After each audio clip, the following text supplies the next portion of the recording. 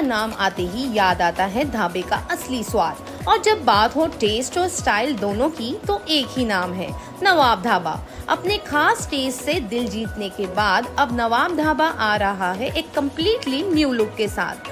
Same लाजवाब test, लेकिन अब ज्यादा स्टाइलिश, ज्यादा कंफर्टेबल और ज्यादा नवाबी अंदाज में। तो भिवंडी वालों, आइए नए लुक वाले नवाब ढाबे का हिस्सा बनिए और मजा लीजिए उस टेस्ट का जो हमेशा से इनकी पहचान रहा है। शाहपुर के अंबरमली गांव के कातकरी आदिवासी अभी भी बुनियादी सुविधाओं से वंचित हैं। आजादी के 78 साल बाद भी गांव में ना शमशान भूमि है और ना वहां तक पहुंचने के लिए रास्ता। इस वजह से गांव वालों को अंतिम संस्कार खुले मैदान में या फिर कीचड़ और दलदल से गुजरते हुए करना पड़ता है। बरसात के दिनों में ये स्थिति और भी कठिन हो जाती है। ग्रामीणों का कहना है कि सरकार की योजनाएं सिर्फ कागज तक सीमित रह गई हैं। हाल ही में एक बुजुर्ग के अंतिम संस्कार के वक्त लोगों को अर्थी कंधों पर उठाकर दलदल से लेकर जाना पड़ा था।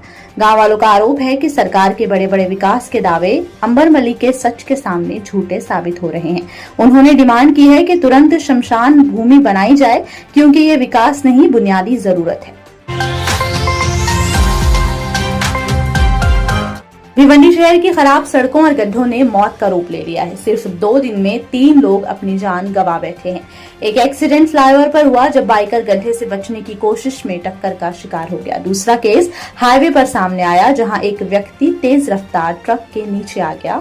और तीसरा हादसा हॉस्पिटल के सामने हुआ, जहां बाइक स्लिप होने पर पीड़ित को पीछे से ट्रक ने कुचल दिया। लगातार हादसों से स्थानीय लोगों में गुस्सा और डर दोनों बढ़ रहा है। नागरिकों ने रोड ब्लॉक करके विरोध भी किया, लेकिन अब तक एडमिनिस्ट्रेशन की खामोशी सवालों के घेरे में है। उत्तर प्रदेश के एटीएस ने एक बड़े एक्शन में भिवंडी के एक होटल से एक व्यक्ति को गिरफ्तार किया है, जो करोड़ों के फ्रॉड के केस में फरार था। रिपोर्ट्स के मुताबिक आरोपी पर 6 करोड़ 40 लाख रुपए की ठगी का आरोप है। ये केस प्रयागराज का बताया जा रहा है और फिलहाल एटीएस की टीम आरोपी को सीधा उत्तर प्रदेश ले गई है, जहां मजीद तहकीकात की जाएगी। कलवा से एक बड़े फाइनेंशियल फ्रॉड का मामला सामने आया है, जहां एक कंपनी ने शेयर मार्केट में हाई प्रॉफिट देने का लालच देकर 54 लोगों से 9 करोड़ 19 लाख रुपए की ठगी की। पुलिस के मुताबिक कंपनी ने पहले कुछ इन्वेस्टर्स को हर महीने रिटर्न दिया ताकि उनका भरोसा जीता जा सके, लेकिन बाद में ना असल पैसा वापस किया गया और ना ही प्रॉफिट दिया गया। कलवा पुलिस स्टेशन में एक अफेक्टेड इन्वेस्टर ने कंप्लेंट दर्ज करवाई, जिसके बाद 4 व्यक्तियों के खिलाफ फाइनेंशियल फ्रॉड का केस दर्ज किया गया। फिलहाल पुलिस इस मामले की गहराई से जांच कर रही है।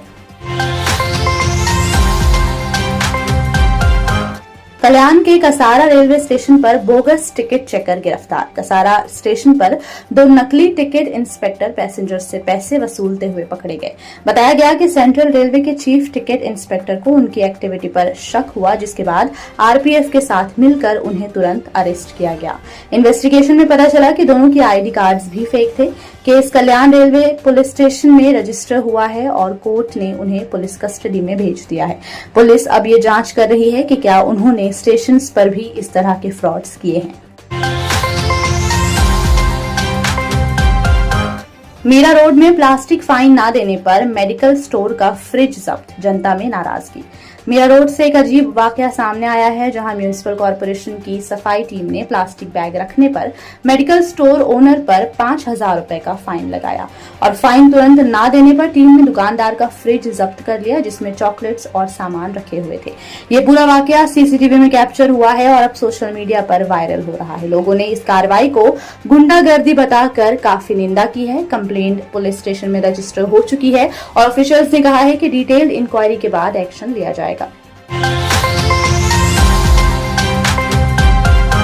भिवंडी के 3 बत्ती इलाके में मनपा द्वारा आधी अधूरी तोड़क कार्रवाई की गई। रिपोर्ट के अनुसार यहां मौजूद एक धोखाधायक बिल्डिंग का ऊपरी हिस्सा तोड़ा गया, जबकि उसी बिल्डिंग में अब तक दुकानदार अपनी दुकान लगाए बैठे हैं। बिल्डिंग पिछले 14 सालों से धोखाधायक करार दी गई है और अब उस पर तोड़क कार्रवाई की गई, वो भी आधी अधूरी। मनपा के इस अजीबोगरीब काम ने लोगों को काफी हैरान कर दिया।